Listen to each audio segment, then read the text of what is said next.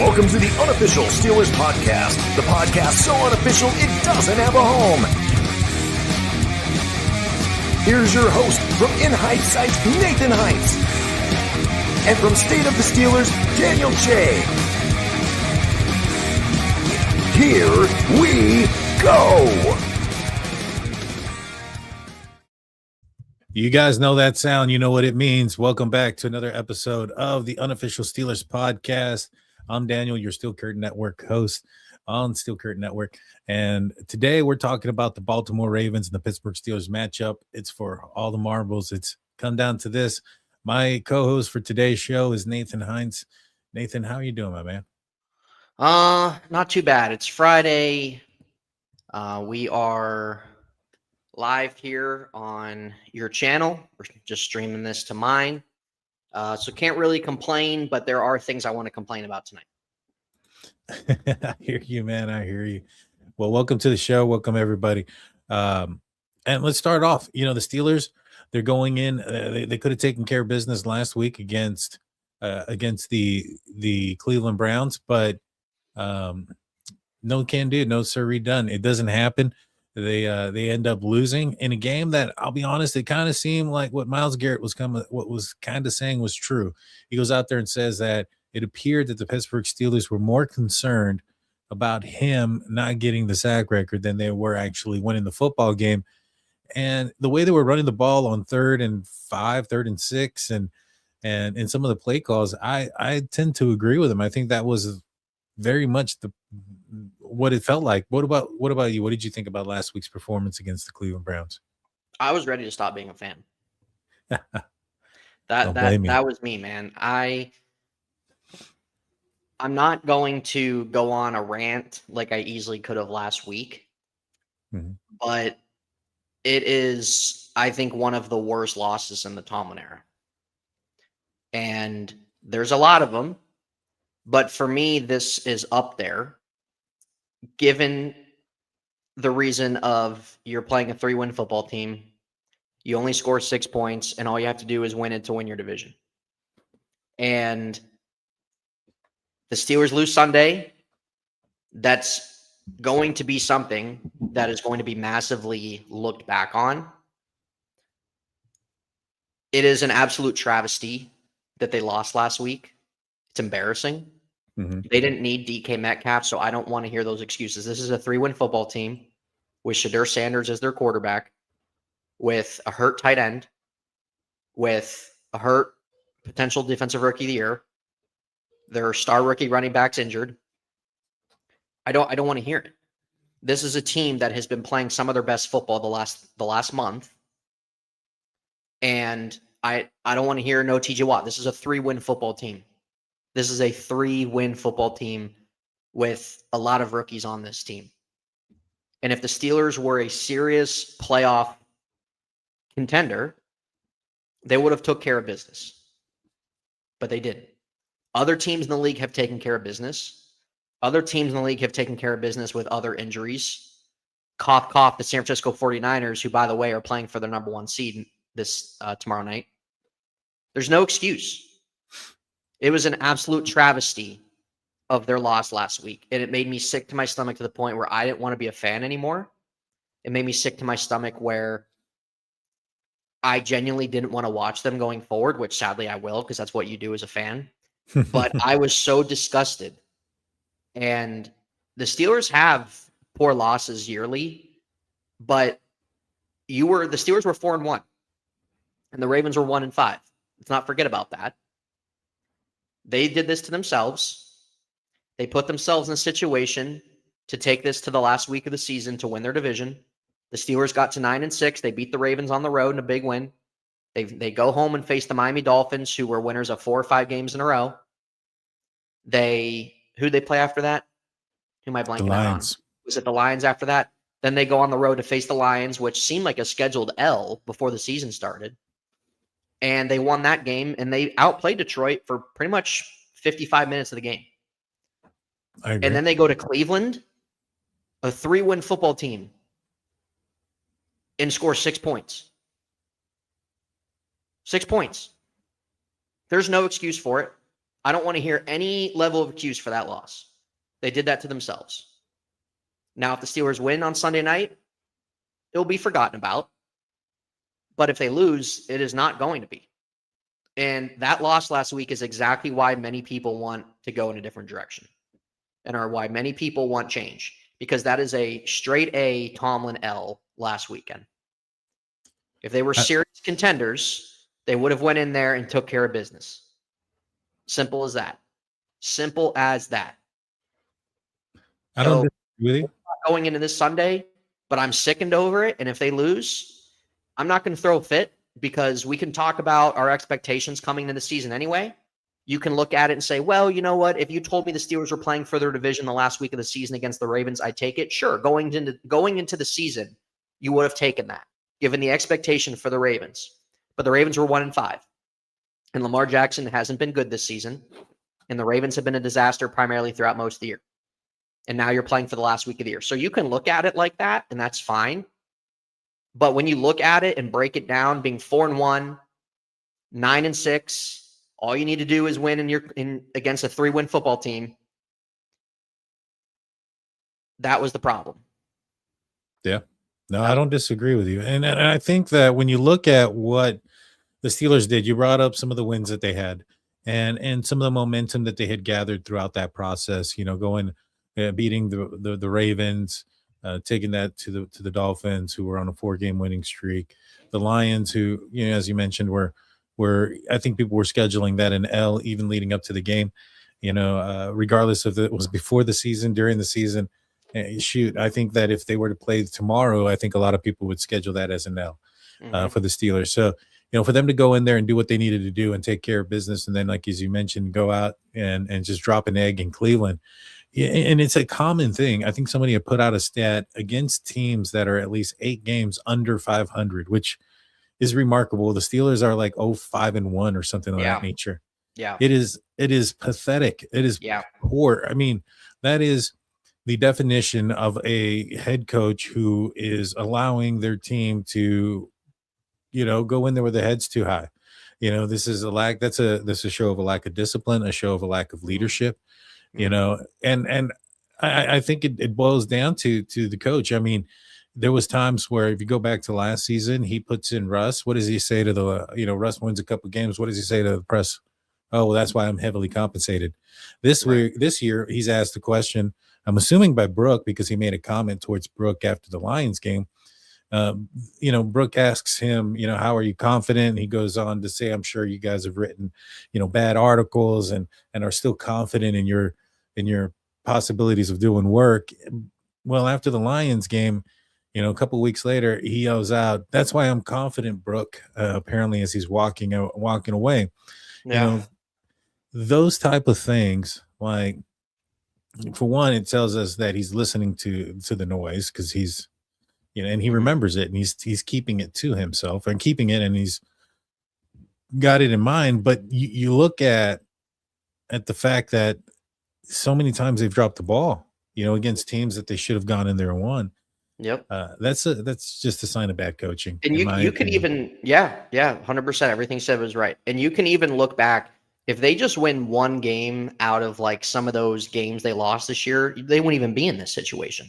Let's look at the Bengals game from Thursday night, where the defense couldn't do anything. Aaron played one of the best games of the season that game. Pat Freiermuth had a monster game. And again, that's one that's one example. Those games matter. And somebody said, it's early in the season. When you look back at it, the game matters. Yeah. Because they're not even sitting in this spot. They would have won it 2 weeks ago. We'd be seeing Will Howard. Everybody got robbed the Will Howard experience from 2025-2026 season because of this. If we did this Sunday night, it would have been a tantrum. I would have been popping off and everything. So it's past its course. And you know what? If they lose, they lose. It is what it is. Changes need to be made. Simple as that. I personally wish they would have gotten this done already, because I'm going to the game if they make it to the playoffs. I'm going to be at the game. I already got my tickets lined up and everything else. And it sucks that I have to wait until Sunday night. I think you're going to see a big tweet that says, "Thank you, fans," at the end of the night, buddy. Why do you say that? I don't think they're going to win. You don't think they're going to win at all? No, I don't. Well, there's a lot of controversy going back and forth with the fan base of both sides for the Baltimore Ravens and the There Steelers is. when it comes to their head Yeah. coach. Yeah.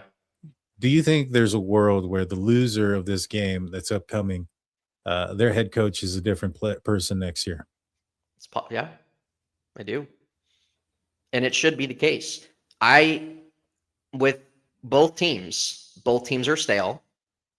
Both teams have problems. The Ravens had very high expectations, not only this season, but they've had that for the last 6 years, and they have fallen short. They cannot get past the second round. They were the best team in the league in 2019, arguably last season. They have always been a Super Bowl favorite. They let Mike McDonald go to Seattle, who should have been the heir apparent there for John Harbaugh. They let him go.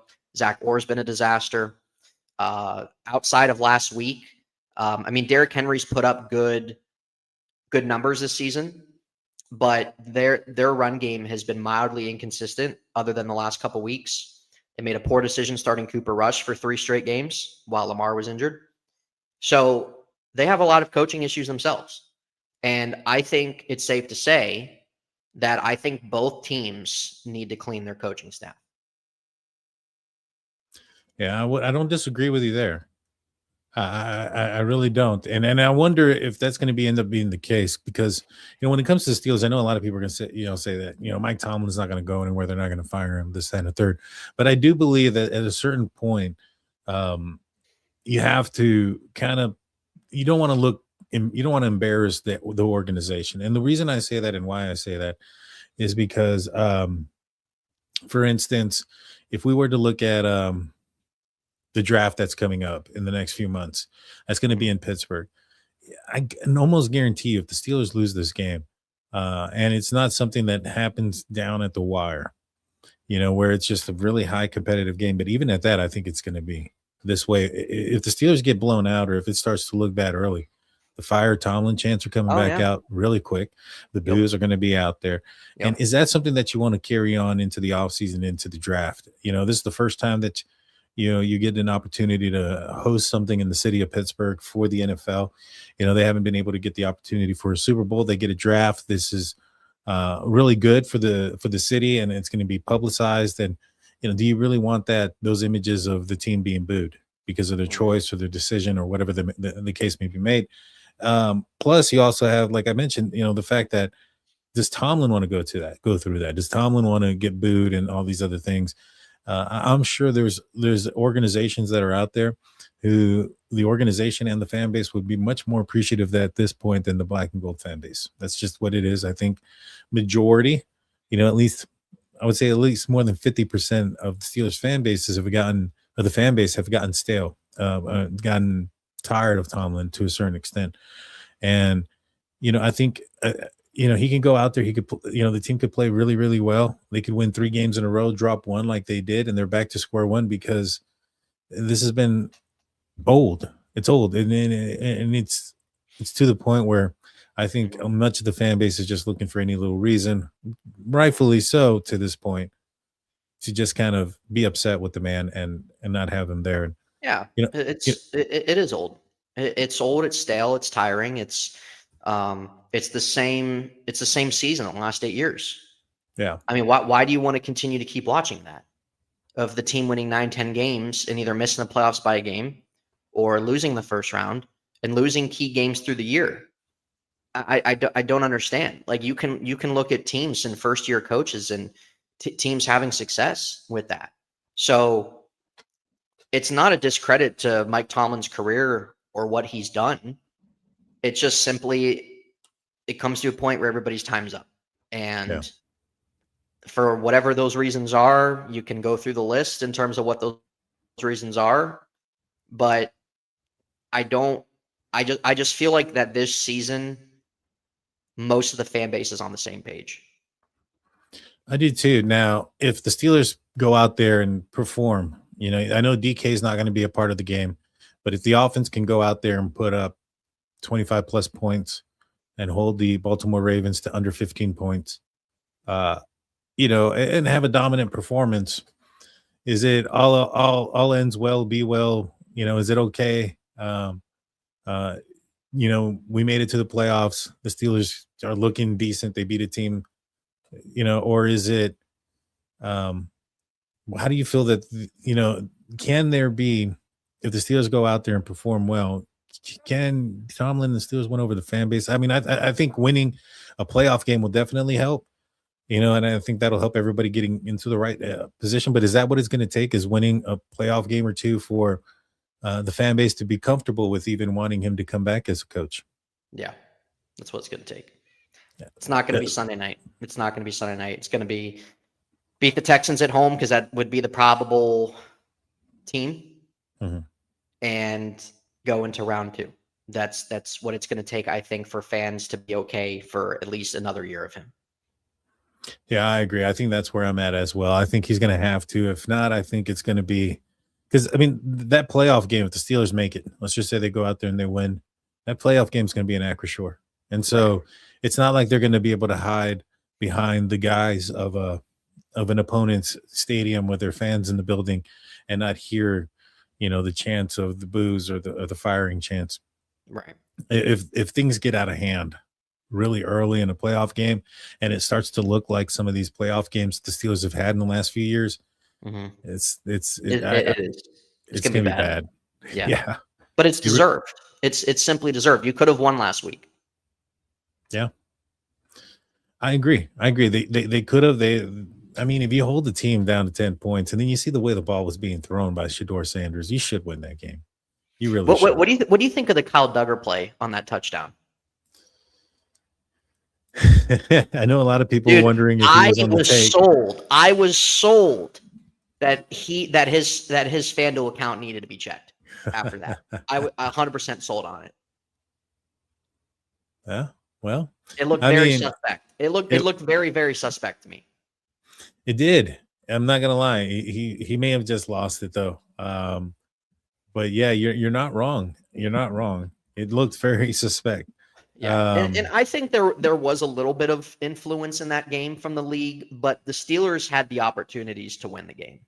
Yeah, because the NFL could have went to the officials and said to crack down on certain things, because they know the potential of what they can have the following Sunday night. Not saying that the NFL is saying, make sure the Browns win or anything like that, because I don't think it works that way. But in today's sports, we know it's also entertainment. Things can be swayed 100%, and there can be influence 100%. And I think that there were definitely some things that happened in that game, and especially from an official standpoint, where you could look at that and say, yeah, there definitely could possibly be some influence here to try to swing something a certain way. And I think there was, but it wasn't to the point where like the Steelers couldn't win the game. The Steelers had the opportunity. They got quite a few interceptions there. Shedeur had some bad interceptions that put the Steelers in field position. Boswell missed a couple field goals. Like, they had the opportunities to score points and win games. And they win the game, and they didn't. So people can say if DK was there, they would have won. I simply don't care. They should have won regardless if he was there or not. I don't care. You're playing a 3-win football team. I don't care that they're the Browns. I don't care. And they seemed more integrated about making sure Myles Garrett didn't get a sack record. I'm sorry. Yeah. They looked scared. They looked petrified by it. Arthur Smith, I don't understand. Why are you so afraid? Let him have the damn record. Who cares? Good for him. Yeah. He's not accomplishing anything in his career. Yeah. What are we doing here? The focus should be on winning your division. Who cares if Garrett gets a sack record? He'll probably get it this weekend. Who cares? Well, I don't think Rodgers wanted to be on that poster. Well, you know what? At the end of the day, Aaron, do you care about a sack record, or do you want to try and have one more run for yourself? That's the way I look at it. I don't disagree. I don't disagree one bit. Well, we're going to take a quick break. When we get back, we're going to talk about this upcoming game, get into the injury report and our predictions. Don't go anywhere. We'll be right back after a few words from our sponsors.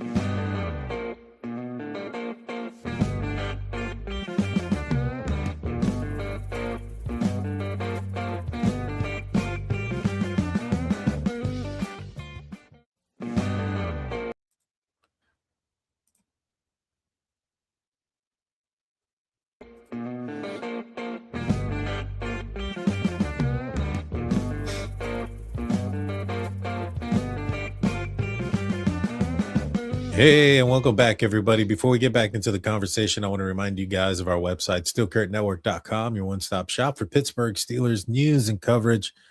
Go check it out when you are done listening to this, where you can see our articles, become a part of the conversation, check in, create a profile, and comment.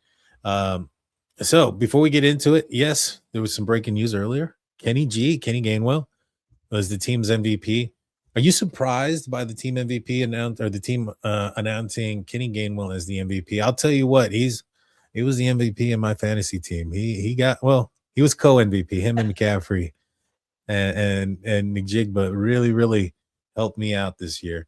Which, by the way, for those that didn't know, I actually won in both my leagues. Wow. Both leagues. Kudos, I championed in both leagues, in the one with yours and one with Steel Curtain Network. Nice.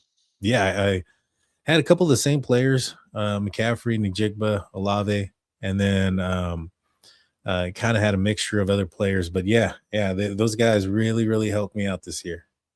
Yes, they did. You were the best team and most consistent team in my league this season, and you finished it out. So, but hey, winning too. I mean, that's tough to do, man. It is. It is. And I ain't gonna lie, man, I got kind of nervous. I thought Devin was going to take me out there at the end. It got close. I think at the end of it, I think I had one player left, which was McCaffrey, and he was up by like 18 points at that point, and he had two other players that were going to play. One person had one catch, DJ Moore, and McCaffrey just went off, and I won by like 6 or 7. It was. I even told my wife that day. I was like, "Yeah, I didn't win." It came back. Yeah, so, you did. Yeah, you did. That's definitely a W, bro. Yes, sir. Yes, sir. And so, yeah, it was fun. The other one I had to wait until Monday night for the Monday night game to end to figure it out if I was going to win that one. But yours was pretty much sealed Sunday night. Yep, it was over with. And so, but the other one I had to wait till Monday. And now, that was the most stress I've ever had in a week of football in a while. Between the Steeler game, between your fantasy leagues, all across the board, it was pretty crazy. Yeah, probably the Ravens game Saturday night. yeah. And so we'll see. Now I don't have to worry about that. At least I don't have to worry about that. Yeah. But so that made you feel a little better. So what did you think about Kenny G though, being the MVP? It's not Aaron Rodgers. Yeah, no, it's definitely deserved. I definitely think he's been their most valuable player, especially offensively. Who would have thought somebody on the vet minimum would have amounted to that? He's only 26, so he's still fairly young. But he was such a big part of what they did, and it was really, I think, the first time fully in his career that he was really able to showcase himself in that manner. He's always kind of been an RB2, RB3 guy. And even though on the depth chart he's RB2, he definitely showed, hey, I mean, he can be a reliable guy. So he'll definitely get probably a decent contract this offseason, wherever that may be. But pretty crazy having a guy on a 1-year vet minimum deal getting voted team MVP for his contributions and what he's done, man. I mean, he's had so many big plays for them and big catches. Even in some of Warren's absence there, didn't skip a beat. So definitely great for him. Best year of his career, and he'll get a good paycheck. What do you think? How do you think Warren is taking it? I know he's probably publicly putting it out there like he's all for it. They're teammates, they're boys. But inside, how do you think he feels? I mean, he's, in my opinion, he was better back than Najee last couple of years. And this year, his backup gets the team MVP. And in many cases, gets more of the carries. And I think a lot of people have thought that maybe perhaps outside of that one diving catch that Kenny did on the floor there, that they would have expected a lot of the same type of production from Jalen Warren had he had the touches in those moments. What does this say for a guy like Jalen Warren?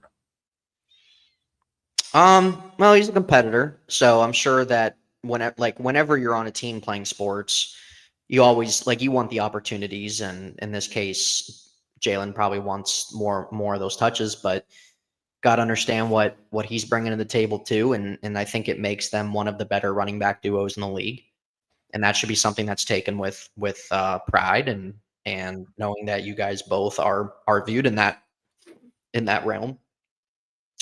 He's under another year of contract, so it's gonna be interesting to see. Do the Steelers offer Gainwell a decent contract? Will Gainwell get a better contract somewhere else than here? I don't know, but I don't want to say there's jealousy there. There's probably just a competitive aspect there, but at the end of the day, Gainwell made those plays and Jalen Warren didn't. I mean, hey, Jalen Warren's has had a few negative plays this year too, man. He's had some potential costly fumbles, and he's had a tad bit of an injury bug there earlier in the year that got Gainwell some opportunities. I mean, that's the way it goes. That's true. That's true. You can only do what you can do. Big contract. He's not this star player. I mean, he's a solid back. I think that he's capable of being a lower end RB1. But when you're able to have two guys that can both receive out of the backfield and a guy like Kenneth Gainwell who can line up, that's super valuable. Yeah. You're trying to win. So I think Jalen Warren's a good teammate. I don't think it's anything that's ill-willed of him. Sure, there's a competitive nature there of wanting more opportunity, of course. I think anybody does, but I definitely think they're one of the better running back duos in the league, and they both understand their role, and that should be something that you're happy to be viewed as in the league, Yes, sir. Yeah, no, I see it the same way. I think that he's probably more happy for him than anything else. And yeah. He's going to get a bag. I hope it's with the Steelers because they could, continue to utilize his services. So what do you think that means for Caleb Johnson? Well, here's the thing. I still think that Kenny G and Jalen Warren are like the same back. I think they need a bigger back. I think they need more of somebody that can handle more of the first and second down runs type of thing. Not saying that Kenny Gainwell and Jalen Warren can't. I just think that I still think that they could use somebody like Caleb Johnson. Now, I don't know if there's going to be room in the future if Caleb ends up going off for both Jalen and Kenny. Outside of maybe this next upcoming year, I think you're going to want to keep them all three together. But if Kenny goes off again, I can see them, this upcoming year in 2026, 2027 being a year where those two backs, Jalen and Kenny, are it might be their last 2 years together. To be honest with you, I think you would probably need a bigger back still. Yeah. So it's just filling in the thing. I mean, it's like right now how the Steelers have a lot of good like little receivers. They need that. Everybody's under 5'10". Yeah, they lost their big receiver, and then there's Marcus Valdez-Scantling, but I don't trust the guy. Absolutely, he makes me, dude. He makes me hold. Yeah, he reminds me of Hayward Bay. Like every time they threw the ball, he reminds me of Moncrief, bro.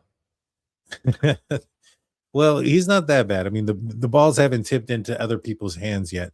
But the guy doesn't know what he's doing. He's running a wrong route, dude. And this is crunch time, bro. And honestly, it's Aaron's fault for targeting him 3 times. Shouldn't have been. I don't disagree there.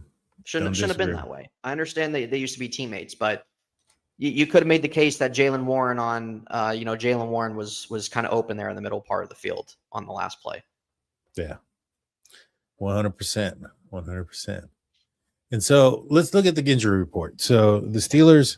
Oh, and also, by the way, it's also Omar Khan's fault as well. They decided not to do anything for 2 straight years to get another wide receiver, by the way. Oh, I agree. I think everybody's, 100%. Absolutely disgusting. Just disgusting work, honestly. Don't understand it, never will. So. And so let's look at the injury report. So the Steelers don't have anybody on the injury report with a game status designee. So everybody's going to be healthy. This is the healthiest they have been all season. And they don't have DK, but that's not due to health reasons. That's due to the suspension. But Aaron Rodgers, he's been a full participant. He's going to play. Calvin Austin, he's been a full participant. He's going to play. Brandon Eccles, Pierre, these guys are also guys that have been full participant this week. They're going to play. And the big one, TJ Watt, He's been a full participant. He's going to play in this game. A game he's been off for the last few weeks. Took the a puncture to the lung, doing some dry needling therapy or some sort of thing like that. End up puncturing his lung. He's back. Fortunate for him and the Steelers that he's back now. He talked in the media not too long ago, and came off as talking about he feels great, feels healthy as he's been in a while, especially at this late of the season. I would anticipate that being true because he's taken some time off there to rehab the lung.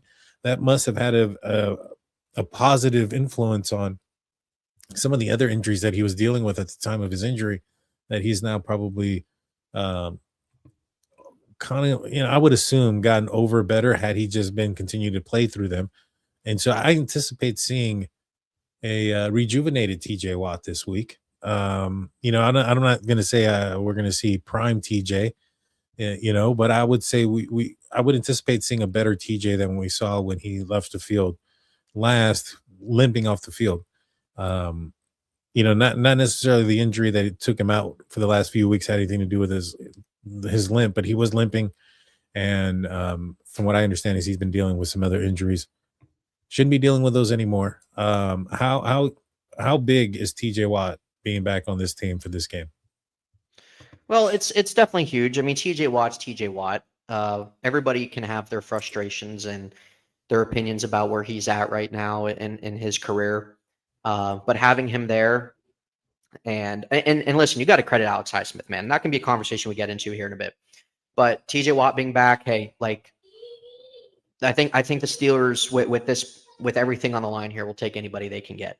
So we can all make the jokes, it wouldn't matter, or TJ's been invisible all year anyway, or whatever you want to make about his season this year. The lung thing's not his fault. It's not his fault. Unfortunately, it happened. It is what it is.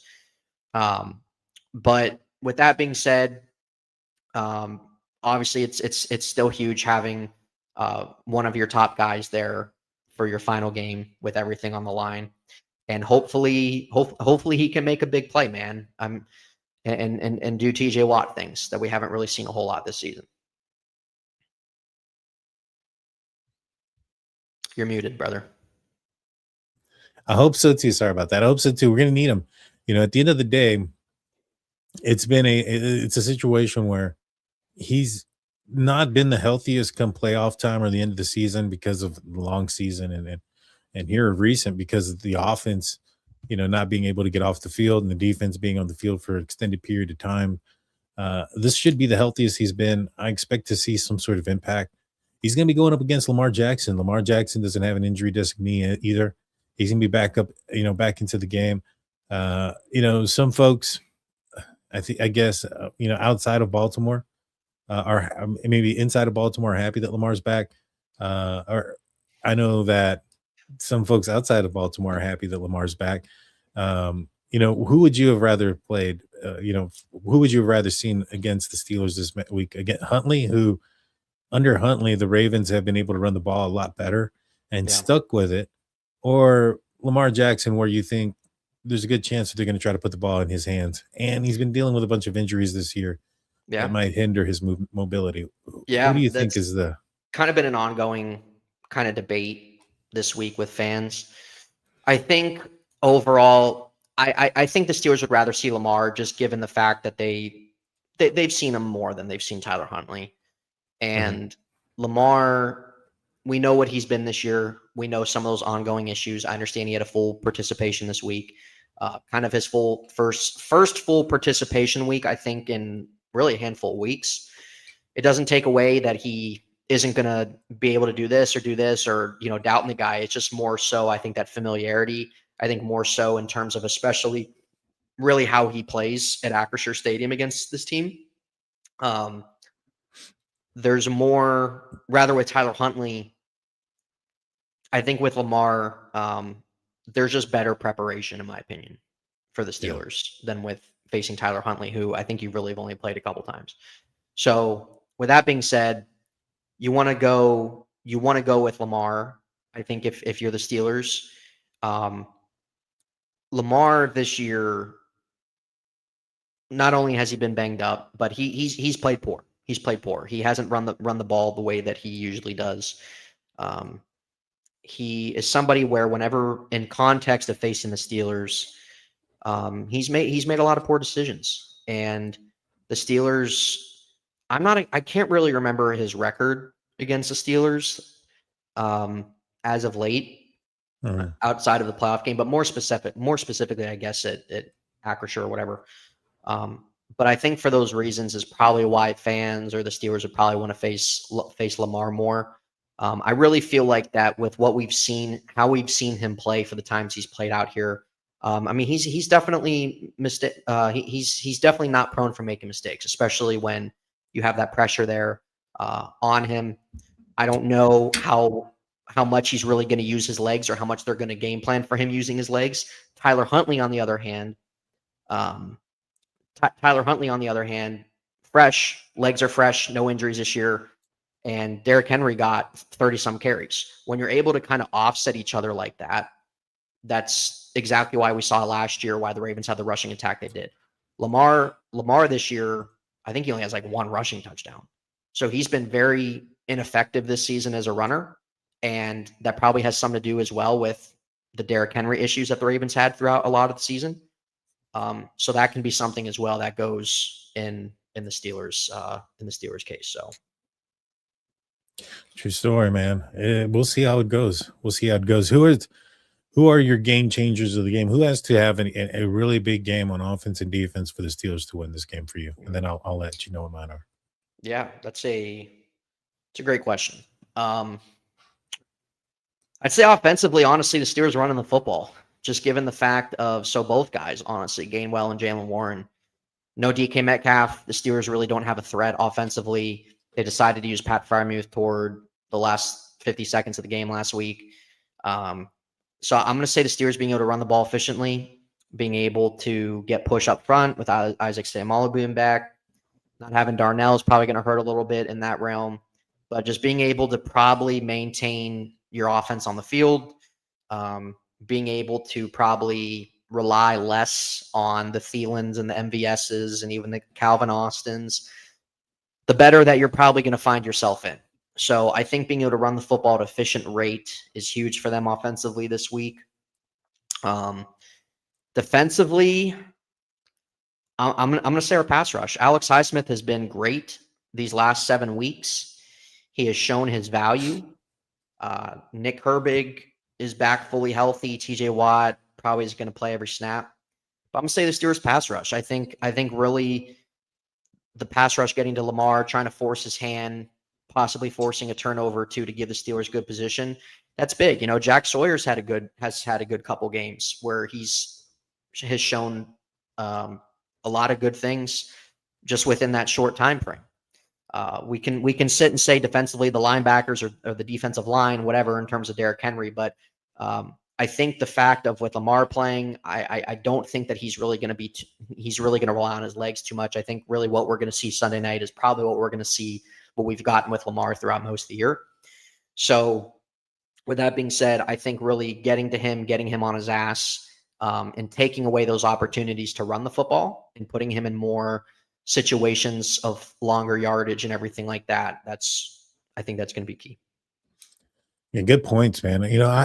I think for me, my keys to victory are going to be, on the offensive side, I think they're going to have to push the ball down the field. I think the defense are going to try to keep everything short. They're going to try to target the running backs. They're going to try to, take everything underneath.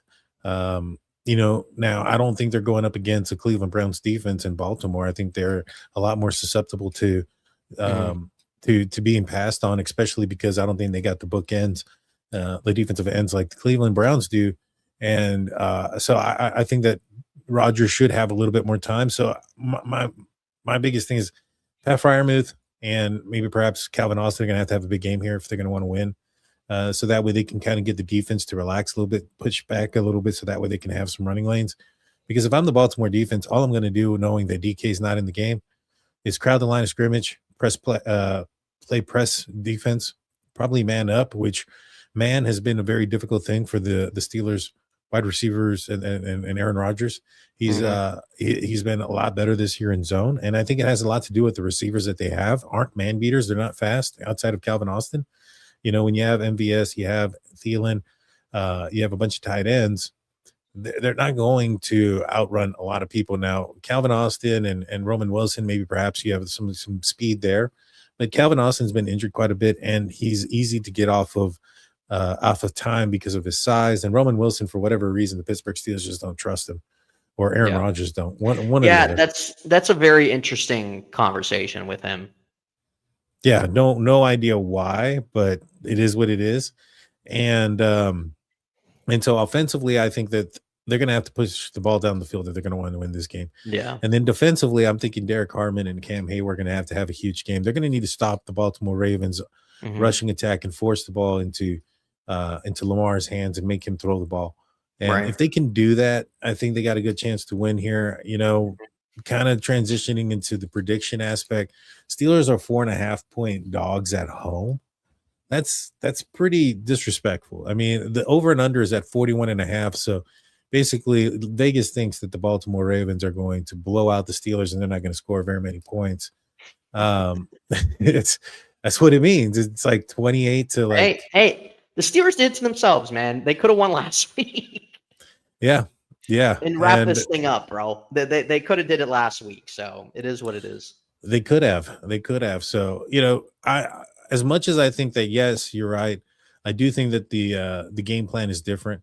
I think that the Steelers offense matches up a lot better to the against the Baltimore Ravens defense, because I don't think the Ravens defense is very good, you know, and so the Steelers have a chance without DK. I think they have a better chance to move the ball up and down the field on the Baltimore Ravens defense than they did against the Cleveland Browns defense, who was playing for something. Now, it'd been different if the Steelers got up on a few points or they took advantage of a couple of those interceptions that they either had or could have had. I think they could have easily demoralized the Cleveland Browns and probably end up putting a lot more points up on the board, but they allowed them to stick around and hang around and keep them in the game, you know, their mind and their hearts. And we saw the outcome. Now, this game here is a playoff game, and that's the one thing that kind of concerns me. It's a playoff game, and Tomlin hasn't done great against playoff games. And this year in prime time outside of Monday Night Football, it's not been very great for the Steelers. And so, you know, I think the cards are stacked up against the Steelers. You know, going into predictions, my heart tells me to go with the Steelers, but I'm going to go ahead and say that the Baltimore Ravens win this game 24-21. Wow. You know, I didn't think you were going to pick against them, man. I just don't think that the Steelers at this point, it's one thing to do and to say and another thing to do. You know, it's one thing to say, all right, you got to throw to Pat Freiermuth, throw over the middle, do all these things that you haven't done. And then for the Steelers team to actually do it. When you look at the head coach, this is a man that's lived in his fears, you know, for the last, I don't know how many years. And he's become predictable, and, you know, the team has become predictable. They become easily manipulated, meaning that if you show certain looks, you can manipulate the Steelers into doing what it is that you want them to do based on the looks that you show them. Yeah. And that's not going to win you many games. And at this point, you know, I hope my heart says the Steelers are going to pull it off. And I still think that they can. I think that this is a winnable game. As I mentioned before, I don't think the Baltimore Ravens defense is anything to be shaking about. I think that Lamar has not had the greatest season. Their receivers are, you know, they're susceptible to some drops at the very least. And Henry, he's been up and down and has had some. He's put the ball on the ground a few times this year, and so I think that there's an opportunity here for the Steelers to win. I just don't think, you know, I think they'll cover. I just don't think they're going to. I hope I'm wrong, but I don't think they're going to make it. Yeah. What is your prediction? Yeah, I'm on the same end with you, man. I don't really think either one of these teams are very good. They're both just middle of the pack. That's where the Steelers have been for a handful of years now. They're not good enough to get over the hump and get in a title game, but they're not bad enough to, you know, just get a top 10 pick. So, and that's where they're at again this year. Whether they win 9 games or they win 10 games, that's where they're at this year. And a lot of fans one or the other. It's bad. It's not good to be in that position where you're 8 or 9 wins. But the fact that Steelers have been in that position for 8 years now, it's not good. And it's hurt their chances in terms of their future and player development and everything. And listen, the Steelers have had some good drafts, I think, the last couple of years, all things considered, at least as we look at it right now. They've drafted some impact players. And the Steelers have made moves in free agency that they normally didn't do. But what's the common denominator here? You know, we're looking at the way that we're looking at the coaching staff, right? We're looking at the way the teams ran. We're looking at in-game decisions, right? We're looking at preparation for these games. We're looking at them not being able to get the job done in certain games that are key. And those are the problems. But beside the point, I'm going with the Ravens to win as well. Just given, I think that there's just a lack offensively with DK not being there, with Darnell not being there. Derrick Henry running the football he's been great these last handful of weeks. I think with Lamar in there, it's a little bit of a different dynamic, as I was mentioning, really how he's been this season. But I expect it to be a close game. Really, no matter who plays in these games, it's usually a close game more times than not. I'll go 20-16. There you go. Very, very likely outcome. And yeah, if the Steelers end up losing, they would have ended up with 9-8, which is right on par where everybody thought that they would be at the beginning. Yeah, I think everybody kind of primarily thought. Anybody that said 4 or 5 wins, I think you're an idiot. Honestly, like the Steelers aren't that team. They're not ever going to finish that unless just everything just crap happens. Yeah. I think for the most part, people were in that 9 or 10 game realm, which is exactly where they're at. And if they would have won last week, they would have rested their starters this week, and it could have been likely that they finished 10-7. But enough's enough of just being mediocre. Enough's enough of it. You know, it's been gone on for too long. The Steelers have held themselves back from trying to find a future quarterback. The market the last few years hasn't been good. The draft position hasn't been good for the Steelers to ideally get one. And this quarterback class this year is looking very weak. A lot of guys are returning to school. Maybe next year's the draft class. I don't know. And that's a whole nother topic for another day of quarterback situation for the Steelers. But I'm also, regardless how this game goes, I want to say another thing. I appreciate Aaron Rodgers. I think it's been fun seeing him in a Steeler uniform, one of the best quarterbacks of all time. I think he's been a big part in games this team's won this year. I think he's brought in a level of leadership this team has not had, a level of accountability this team has not had. Aaron's also 42 years old. Aaron also wasn't given a lot to work with in terms of his offensive personnel. The Steelers get DK Metcalf. That's great. They did absolutely nothing to add to that.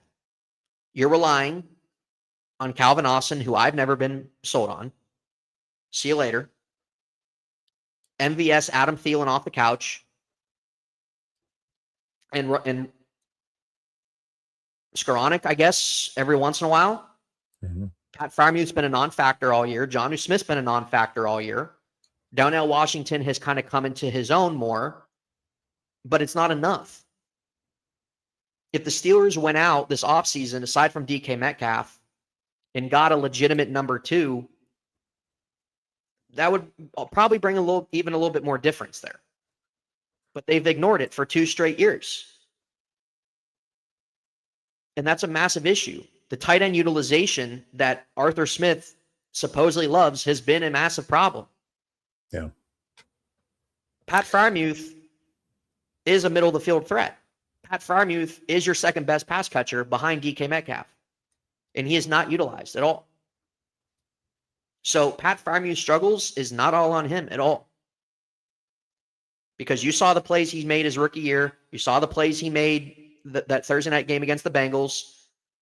You saw the way he was targeted those last 50 seconds of the game. I understand the Browns are playing a little bit of prevent defense there, but you know, he's your second best pass catcher, and he was not used at all last game. Yeah, no, you're That's right. coaching. That's absolutely coaching. The Steelers wanted to substitute with 30 seconds left, and Aaron's screaming his head off of the sideline to not do it. There's no excuse for it. It is coaching malpractice. It is low IQ coaching. And that has been a massive issue the Steelers have had for years. They can never keep their coordinators. They can never find the answers at those positions. And we know the things with Mike Tomlin. We can respect his career.